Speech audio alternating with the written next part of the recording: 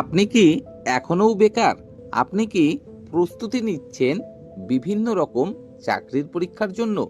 আপনি কি উচ্চশিক্ষিত?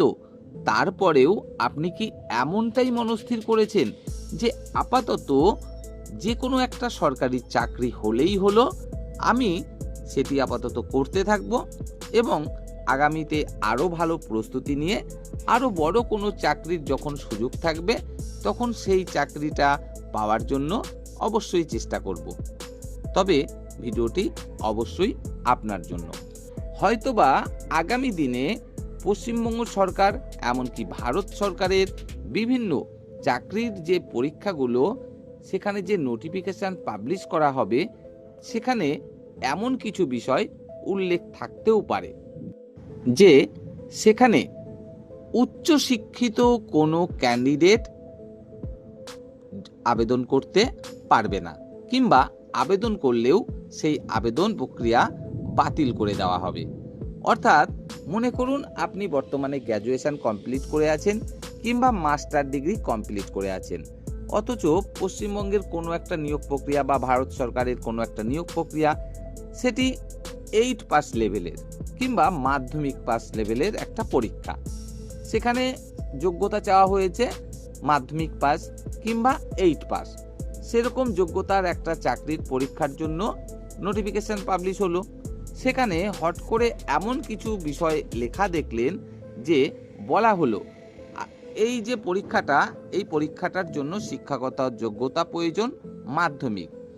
যদি আপনার উচ্চ শিক্ষা থাকে, অর্থাৎ আপনি যদি উচ্চ শিক্ষিত হন, অর্থাৎ গ্র্যাজুয়েশন কমপ্লিট করে থাকেন, মাস্টার ডিগ্রি কমপ্লিট করে থাকেন, তাহলে আপনি আবেদন করতে পারবেন না। তাহলে নিশ্চয়ই আপনি হতাশ হবেন। কেন হতাশ হবেন না? কারণ আপনি তো মাধ্যমিক পাস করেছেন, তারপরেই তো আপনি গ্র্যাজুয়েশন কমপ্লিট করেছেন, মাস্টার ডিগ্রি কমপ্লিট করেছেন, অর্থাৎ মাধ্যমিকের যে যোগ্যতা সেটা তো আপনার মধ্যে রয়েছেই, এমনকি তার থেকেও বেশি যোগ্যতা রয়েছে। তারপরেও বলা হলো যে না, আপনি আবেদন করতে পারবেন না। কেন পারবেন না? কারণ আপনি উচ্চ শিক্ষিত, আপনার আরও বেশি যোগ্যতা রয়েছে বা ডিগ্রি রয়েছে, আর সেটাই আপনার অপরাধ, আপনি আবেদন করতে পারবেন না। কি হয়েছে ঘটনাটা, চলুন সেটাও একটু জেনে নিই। একটি নিয়োগ প্রক্রিয়া, যদিও বা সেটা সরকারি নিয়োগ প্রক্রিয়া নয়, একটি সংস্থার নিয়োগ প্রক্রিয়া। সেখানে একটি পোস্টে বিভিন্ন ক্যান্ডিডেটরা আবেদন করেছিল। আবেদন যারা করেছিল, যোগ্যতা চাওয়া হয়েছিল 8 পাস, অর্থাৎ 8 পাস যোগ্যতায় নিয়োগটা করা হবে। সেখানে কোনো একজন ক্যান্ডিডেট তিনি শুধুমাত্র 8 পাস, মাধ্যমিক পাসও তিনি করেননি, তিনিও আবেদন করেছেন।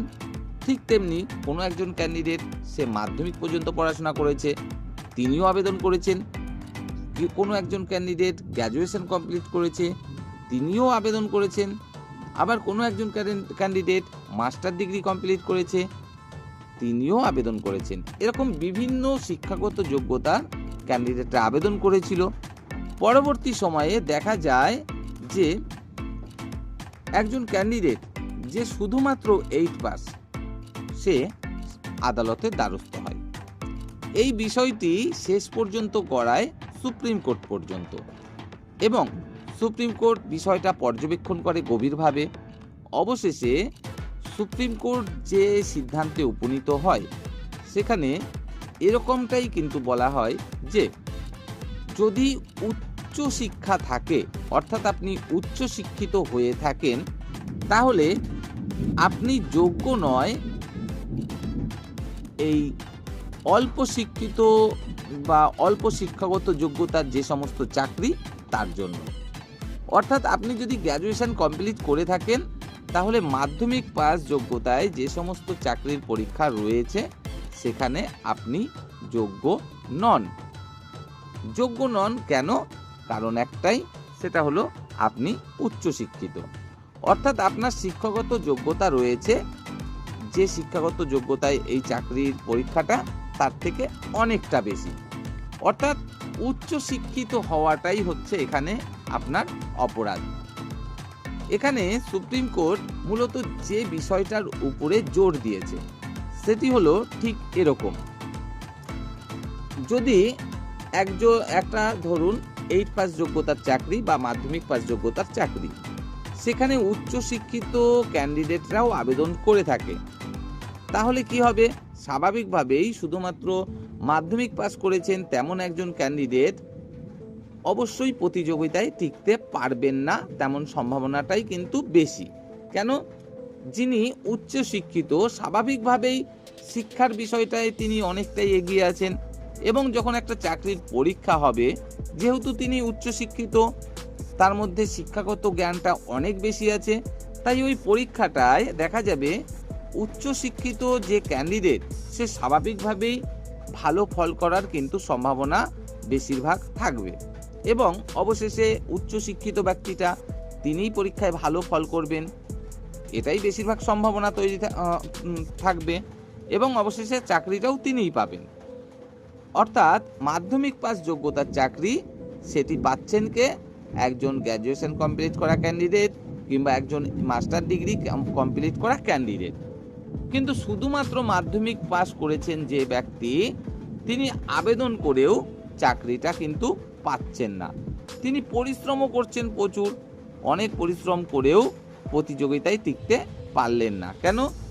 কারণ তার মধ্যে শিক্ষার একটু হলেও কমতি রয়েছে উচ্চশিক্ষিত ক্যান্ডিডেটের তুলনায়, স্বাভাবিকভাবে পরীক্ষায় অত ভালো ফল করতে পারলেন না, এই জন্য চাকরিও পেলেন না। তো সুপ্রিম কোর্ট এই বিষয়টার উপরেই কিন্তু জোর দিয়েছে যে এমন প্রচুর ক্যান্ডিডেট বা ব্যক্তি রয়েছেন আমাদের সমাজে, আমাদের দেশে, যারা উচ্চশিক্ষার জন্য সুযোগ পাননি, বা যে কোনো কারণেই হোক উচ্চশিক্ষা গ্রহণ করা তার পক্ষে সম্ভবপর হয়নি। তো সেই সমস্ত ব্যক্তিরা যদি কম্পিটিশন করতে থাকে কাদের সাথে? উচ্চশিক্ষিত ব্যক্তিদের সাথে, তাহলে স্বাভাবিকভাবেই তারা চাকরি পাবে না বা পাওয়ার সম্ভাবনা তেমন থাকবে না, তাই তারা বঞ্চিত হবে, এটাই মনে করা হচ্ছে। এবং তারা যেন বঞ্চিত না হয় এবং তারাও যেন চাকরির জন্য সমান সুযোগ পায়, সেই সুযোগটা তৈরি করে দিতেই কিন্তু এমন সিদ্ধান্তে উপনীত হয়েছে যে না, যে যোগ্যতার চাকরির জন্য আবেদন প্রক্রিয়া, আপনি যদি তার থেকে বেশি শিক্ষিত হয়ে থাকেন তাহলে আর আপনি আবেদন করতে পারবেন না। আপনি আবেদন করবেন আপনার শিক্ষাগত যোগ্যতা অনুযায়ী যে সমস্ত চাকরির পরীক্ষা রয়েছে সেই সমস্ত ক্ষেত্রে। তো এখন দেখার বিষয়, এই যে সুপ্রিম কোর্টের যে সিদ্ধান্ত, এটা শেষমেশ ভারত সরকারের বিভিন্ন নিয়োগ প্রক্রিয়া, এমনকি পশ্চিমবঙ্গ সরকারের বিভিন্ন নিয়োগ প্রক্রিয়া, সেই সমস্ত ক্ষেত্রেও চলে আসে কিনা। যদি এই বিষয়টা চলে আসে তাহলে স্বাভাবিকভাবেই কিন্তু কি বলবো, যারা ভবিষ্যতে চাকরির পরীক্ষার জন্য প্রস্তুতি নিচ্ছেন এবং উচ্চশিক্ষিত, তাদের জন্য অবশ্যই একটা দুঃসংবাদ। তো আশা করি সুপ্রিম কোর্ট পরবর্তীতে আরও এই বিষয়টা নিয়ে ভাববে এবং যেটা সঠিক মনে হবে সেটাই করবে। যদি মনে হয় যে না, এটা অবশ্যই প্রয়োজন, তাহলে এটাই ফাইনাল হবে। এবং যদি মনে করে যে না, উচ্চশিক্ষিত ব্যক্তিরা এক্ষেত্রে বঞ্চিত হয়ে যাবে, যাদের শিক্ষাগত যোগ্যতা কম তাদের বাঁচাতে গিয়ে, তাহলে অবশ্যই পরিবর্তন হবে। তবে কথা কিন্তু অবশ্যই ঠিক যে যদি এই রকম নিয়মটাই প্রযোজ্য হয় বিভিন্ন চাকরির পরীক্ষার জন্য কেন্দ্র এবং রাজ্যের, তাহলে একদিকে অবশ্যই অল্প শিক্ষিত যে সমস্ত ক্যান্ডিডেট, তাদের সুযোগটা কিন্তু বৃদ্ধি পাবে চাকরিটা পাওয়ার জন্য। আবার অন্যদিকে একই সাথে যারা উচ্চশিক্ষিত ক্যান্ডিডেট, তাদের চাকরি পাওয়ার সম্ভাবনাটা কিন্তু কমে যাবে। কেন? কারণ উচ্চ শিক্ষাগত যোগ্যতা যাদের রয়েছে তাদের ক্ষেত্রে কিন্তু নিয়োগ প্রক্রিয়ায় যে ভ্যাকেন্সি থাকে সেই সংখ্যাটা তুলনামূলক অনেক কম। আর বর্তমান সময়ে আমরা দেখি যে মোটামুটি বেশিরভাগ চাকরি কি যোগ্যতায়? মাধ্যমিক পাস যোগ্যতায়, কিংবা তার থেকেও যদি একটু কম ধরি বা কাছাকাছি, সেটা উচ্চ মাধ্যমিক যোগ্যতায় কিন্তু নিয়োগটা হয়ে থাকে। সব থেকে বেশি নিয়োগ হয় মাধ্যমিক পাস যোগ্যতায়, এটা কিন্তু আমরা সকলেই জানি। গ্র্যাজুয়েশন যোগ্যতায়, মাস্টার ডিগ্রি যোগ্যতায় তুলনামূলক অনেক কম নিয়োগ হয়, অথচ গ্র্যাজুয়েশন পর্যন্ত অন্ততপক্ষে পড়াশোনা করেছে তেমন ক্যান্ডিডেটের সংখ্যা কিন্তু আমাদের রাজ্যে, আমাদের দেশে প্রচুর রয়েছে। তো জানি না শেষ পর্যন্ত কি হবে, তবে যাই হবে অবশ্যই ভালোর জন্য হবে, এটুকুই আশা রাখি।